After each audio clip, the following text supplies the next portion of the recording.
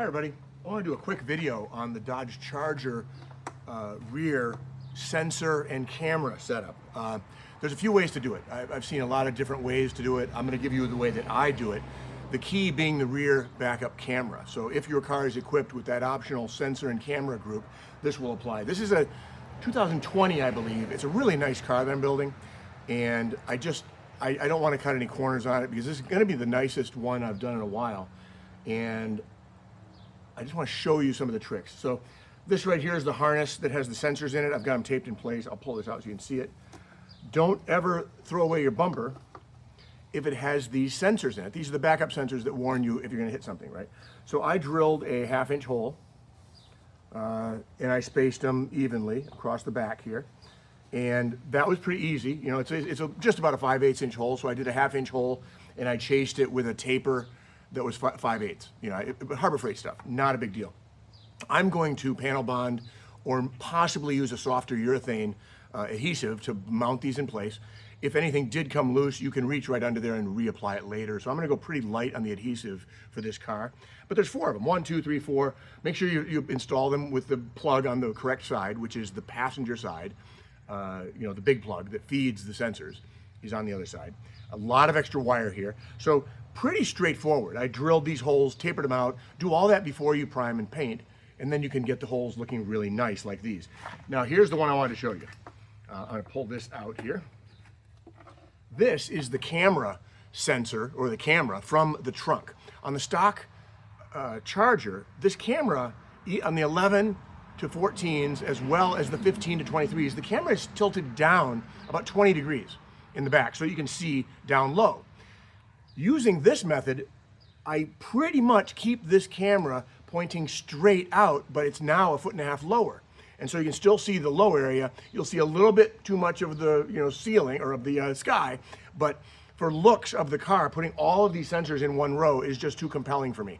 Camera still works. You hook it up with the wire. I have to shave off 2 things. I have to shave a little bit of plastic off the top and the bottom. It barely fits inside this area here. I have to shave about a 1/16 off the top and the bottom. And I also have to grind a little bit, and I'll show you this. Let me get this sensor harness out of here. You have to grind a little bit of fiberglass away if it's too thick. When you go to put that camera in, let me just get this out of the way so we're not messing around with that. The most important thing is you don't want to mount it upside down. So there's your holes, right, on the back side.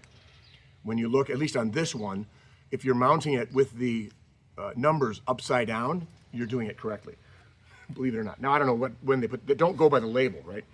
This is the rear surround, and on the car, this right here is the driver's side. So I'm mounting this here. This is going to be the driver's side.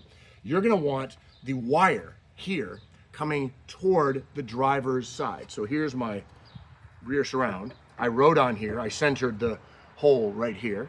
I drilled the hole from the inside out. And then this camera, you're going to want your cable, your part number is facing up.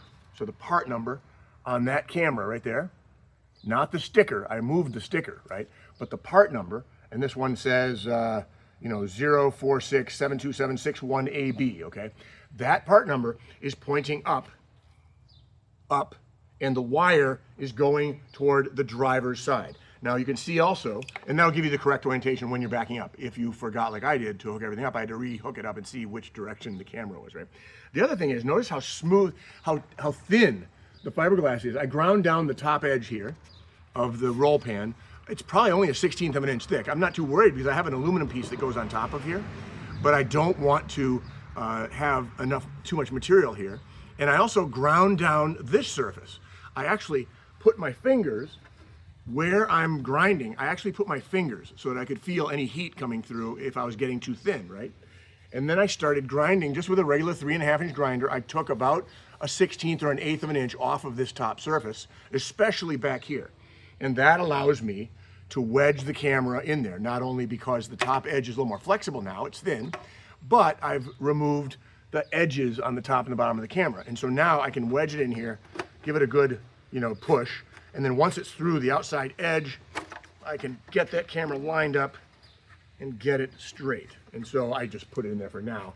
But then you get the camera in the middle. So after you paint it, you don't want to paint the car with the sensors in place because it's already body color. You could, it's not going to hurt much, but you're adding some extra material here that might mess up the sensors. I do all that at the end. All of this area in the back, when you build the car, is pretty accessible without that little aluminum roll pan tray, the bracket that goes on top of this. So if you put that on last, you can reach all of these sensors just by taking the tailgate off and pulling that one plate off, and all the wiring and everything is exposed. So there you go. There's your finished roll pan ready for paint and going onto the car. And it's gonna have a working backup camera and sensors. There you go. Hope that helps.